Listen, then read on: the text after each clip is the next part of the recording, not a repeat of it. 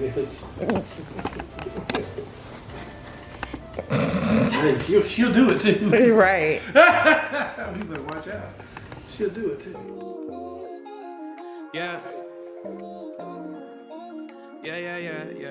What's up, y'all? It's your girl Belk, and welcome back to my channel. Yes, so I am here with my mom and my stepfather, and I am going to just ask them some questions about relationships. They're still technically newlyweds. Yeah, so we're gonna get into it real quick. And so yeah, here we go.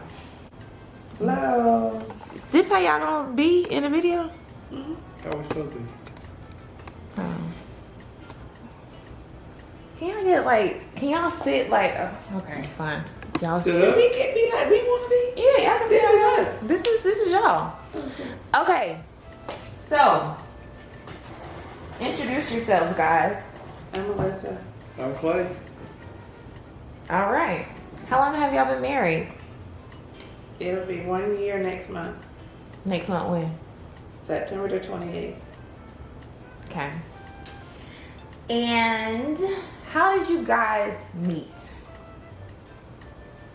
Do you want to tell the story, baby? Well, I used to DJ all the time at Georgia College in Milledgeville, Georgia. And I would DJ fraternities and sororities. And I was up there one night to DJ for the AKAs, Alpha Kappa Alpha, Sororities Incorporated. And this young lady right here, who is an AKA, she came up in her punk rock outfit because it was punk rock night, right? Mm-hmm. And she wanted to get on the microphone. She wanted to talk to the crowd. So I gave her the microphone and she hid under the table. She talked, but she didn't want anybody to see her talking. Mm-hmm. And so I thought that was kind of interesting, kind of cute. And so after the dance was over with, I went to, after I packed up everything, I went to her dorm and we talked in the lobby and got to know each other a little bit. And you want to continue the story from there? And it was history. That was it. Yeah. What happened next? We became really good friends. Mhm. And This was over 30 years ago. Clay used to travel to different colleges doing dances for different organizations. And my sorors and I would get in the car with him and we just go and have fun. And Clay and I had a lot in common, and both of us love music. So he and I would go to concerts and go on trips and just do fun stuff. I mean, he was just a really cool guy. I was dating somebody at the time, so we did not take our relationship at that particular time to the maximum level, but we gained a respect and a love for one another that we, cherished our friendship over the past 30 years. And we would run into each other from time to time. And, we catch up and he'd tell me about his life and I'd tell him about my life. And, we just remained friends. But we had our other lives. And then, of course, he got married and I got married. And after many years, we came back in contact with each other. Okay. Long story short, boy meets girl, they're friends, and life happens, and life brings them back together. And that was the best thing that could have ever happened. So, how did you know that he was the one?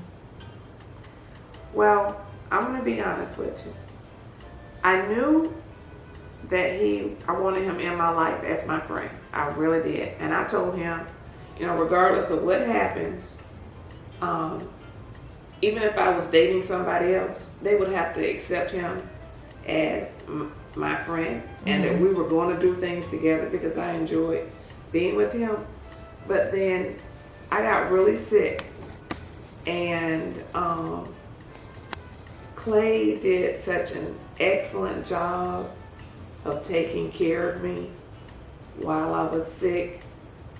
The way that I was thinking about him started to change.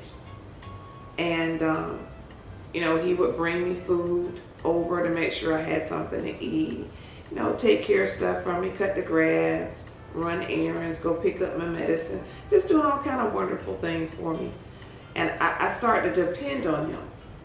And then, I don't know, one night he was sitting on the side of my bed and I looked over at him and I'm like, something is going on. And I didn't even want him to leave. I almost, you know, basically when it was time for him to go, I was just really, really sad when it was time for him to go. Mm-hmm. But I said to myself, I said, I'm not going to do anything while I'm sick. I want to make sure I'm well because I might just be having like a hero syndrome. But I continue to get closer and closer and closer to him. And then what happened, baby? Well, you had already gotten a divorce, Mm-hmm. and I got divorced. Mm-hmm. And so then we were able to spend a lot of time together, and I moved in. And not very long after that, I proposed to you, Mm-hmm. and we got married. How did you propose? I said, I don't want to spend the holidays not being married, so let's get married. That's Because cute. it didn't have to be a formal thing, because we had been friends, we've been talking, we've been together, we've been doing all kind of things together, and it was just a natural outgrowth of that. It wasn't like I needed to get on one knee or anything like that. It was just, we knew we wanted to get married. I didn't have to, I mean, you never said yes because I knew the answer was yes. You said, you do want to? I said, yes. What he said was, I don't want to spend Right. the holidays with my girlfriend. I would rather spend it with my wife. Right. I said, so what are you saying? I said, you want to get married for Christmas? He said, Before Christmas. he said, no, I want to be married before Thanksgiving. I said, oh, okay. Which is like, Where your ring at? It's on the dresser. Oh, okay. it's a pandemic. We don't have anywhere to go, so Okay. we keep it safe, don't we? Okay. That's nice. It's like, you know, type of situations like when you know, and it doesn't have to be wrapped up pretty in a bow. It's just, you know, it is what it is. Okay, so what is the hardest thing about being married? There's nothing hard about being married this time around. The past will help you with your future. And I you know, even though we don't want to go back and dredge up the past, I think that because of my past, I can appreciate him more now than I would have. And I'm kind of glad that we didn't get together years ago, because if we had I wouldn't be able to appreciate him the way that I do now. Because it is something when you marry someone who wants to be with you just as much as you want to be with them, and somebody who knows how to put you first. I mean, it's a whole nother level of being happy, you know, when somebody puts you first. Yeah, I feel the same way, because I've been in relationships where I was more involved than they were, or they were more involved than I was, or more in love, or whatever you want to call it. And that never works out. If one person is more into another person than the other person, then it just doesn't work out. But if you can get someone or have someone or be with someone who's just as much into you as you are into them, then it doesn't matter what happens. It doesn't matter if it's good, bad, whatever. You're going to go through it because you want to be with that person, and that person wants to be with you, and you'll do whatever you need to do to make it through. Okay. And so what is the best thing about being married? Being able to spend all our time together, Okay. and do things together, and talk to each other, and hold each other, and just never have to leave, except, you know, obviously to go to work or go to the store, but knowing that we'll always come back. That's sweet. What about you? I like that every night we go to sleep in each other's arms. So what advice would you give to someone who is single and desires to be married? That marriage is whatever you make out of it. Just make sure that you marry the right person. so that it doesn't have to be as hard as it is. And again, marry somebody who loves you.